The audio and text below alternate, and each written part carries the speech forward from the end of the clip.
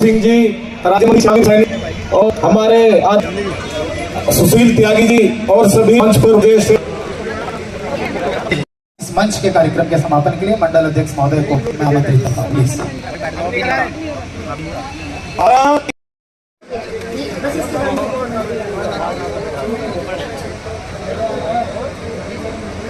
आप भी आ जाओ। 50,000 का अनुदान दिया जाता है।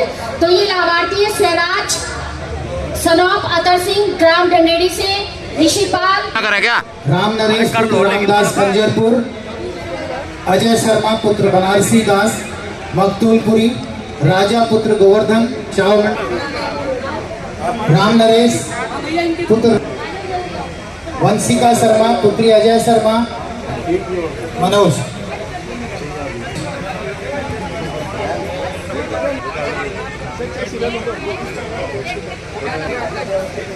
मनोज पत्नी पंकज। इसके बाद सभी अपने स्थान पर खड़े हो जाएंगे। माँ भाई मेरा अनुरोध है, सभी अपने स्थान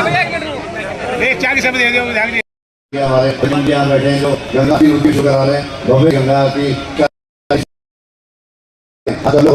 गंगा जी इस अवसर पर एक बार यहाँ पर लगे हैं कल्याण हो जाए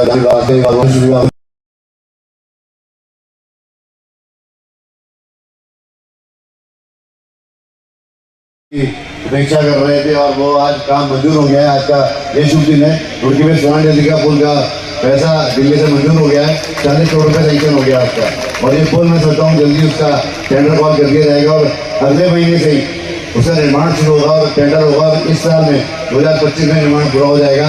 तो मैं इसके लिए सभी रुड़की की सम्मानित जनता को पत्रकार बंधुओं को जिन्होंने इसको बहुत उजागर किया मामले को और इसलिए हमें प्रेरणा मिली, हम लोगों ने भी दिल्ली तक प्रयास किए। उसके हमारे माननीय केंद्रीय मंत्री गडकरी जी ने उसमें संज्ञान लिया और इसका जो पैसा इसी फाइनेंशियल ईयर में मंजूर हुआ, ये बहुत बड़ी बात है। तो मैं सोचता हूँ कि उनकी वो सौगात मिलने जा रही है और सुलानीपुर का निर्माण जो है बहुत जल्द हो जाएगा और जो हमारे बच्चे स्कूल जाने वाले हैं उनको इसका लाभ मिलेगा।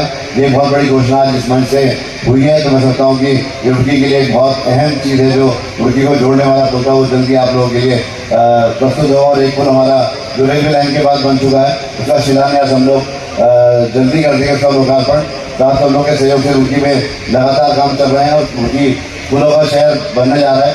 रुड़की गंगनहर का शहर तो ताई माँ गंगा की अविरल धारा यहाँ पर बहती है। तो मैं सोचता हूँ कि रुड़की बहुत जल्दी पुलों का शहर भी बनेगा और गंगनहर में लगातार पुलों का निर्माण होगा जिससे कि जाम की समस्या ना हो और लोगों को कनेक्टिविटी बढ़े। ना सिर्फ यहाँ पर बल्कि मैं समझता हूँ कि पूरे प्रदेश सरकार की 3 साल बेमिसाल सेवा सुशासन और विकास के कार्यक्रम में हमारे साथ मंच पर उपस्थित हमारी महापौर अनीता अग्रवाल जी, हमारे बीच हमारी जिलाध्यक्ष डॉक्टर मधु सिंह जी, राज्य मंत्री शामिल सैनी जी, हमारे बीच हमारे पूर्व अध्यक्ष शोभा राम प्रजापति जी, हमारे ओबीसी मोर्चे के अध्यक्ष राकेश गिरी जी, हमारे बीच यहाँ पर उपस्थित ललित कुमार अग्रवाल जी, हमारे पार्टी के वरिष्ठ कार्यकर्ता और सुशील त्यागी जी, प्रवीण सिंधु जी, राजेश सैनी जी, आदि मैं चाहता हूँ क्योंकि सभी महत्वपूर्ण है और सभी ने कार्यक्रम की शोभा बढ़ाई। आज सुबह से ही मैं समझता हूँ कि इस कैंप का सभी लोग लाभ ले रहे हैं। जब मैं यहाँ पर 11:30 बजे आया तो चिकित्सा शिविर में सबसे ज़्यादा भीड़ लगी थी। सभी लोग उसका फ़ायदा ले रहे थे, चाहे एक्सरे हो, चाहे आंखों की जांच हो, चाहे डॉक्टर्स हमारे जो एमडी डॉक्टर्स वहाँ पर बैठे थे सभी लोग उसका लाभ ले रहे थे और सभी अपना जांच करा रहे थे। तो इस तरह के कैंप मैं समझता हूँ कि जनता के द्वार पहुँचने का सरकार का एक सीधा लक्ष्य है कि सरकार जनता के द्वार जाए और जो सरकार की योजनाएँ उसका लाभ सभी को मिले और जनता को उसके बारे में जानकारी मिले। योजनाएँ सरकार बनाती है पर उसका ये मतलब नहीं कि वो सीमित रहे कागजों तक, वो जब तक अंतिम छोर के व्यक्ति तक उसका लाभ नहीं पहुंचता तो मैं समझता हूं कि योजना कोई लाभ नहीं। के लिए इन 3 वर्ष को सरकार ने प्रदेश को चौमुखी विकास और आगे चौमुखी विकास और जनता की भलाई के लिए कई महत्वपूर्ण फैसले लिए हैं जिससे उत्तराखंड तेजी से आगे बढ़ रहा है और नए भारत के गगनीय राज्यों में शामिल हो रहा है। मुख्यमंत्री श्री कृष्णधामी जी के मजबूत इरादों और दूरदर्शी सोच के कारण प्रदेश में सुशासन और जन सेवा को प्राथमिकता दी गई है। समान नागरिक संहिता लागू करने के वाला उत्तराखंड पहला राज्य बनकर इतिहास रच चुका है। इसके साथ ही जबरन धर्म में परिवर्तन रोकने, दंगों पर, निर्तनों पर, अवैध कर्जों के खिलाफ सख्त कदम उठाकर देवभूमि की संस्कृति और पहचान को सुनिश्चित किया गया है। प्रदेश के में सड़क के जैसी सुविधाओं में तेजी से विस्तार किया जा रहा है।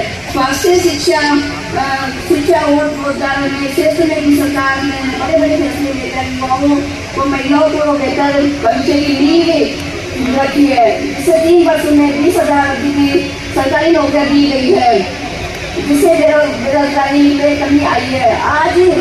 आज इस स्थिति के माध्यम से सरकार अपनी योजनाओं और सेवाओं को जनता तक पहुंचाने का कार्य कर रही है। मैं इस अवसर पर माननीय मुख्यमंत्री जी श्री कृष्ण गांधी जी का आदेश से आभार व्यक्त करती हूँ, जिससे नीति में उत्तराखंड तेजी से तरक्की कर रहा है। उनका समर्थन और संकल्प प्रदेश में आत्मनिर्भर और विकसित बनाने की दिशा में लगातार आगे बढ़ रहा है। जय हिंद, जय भारत। उत्तराखंड।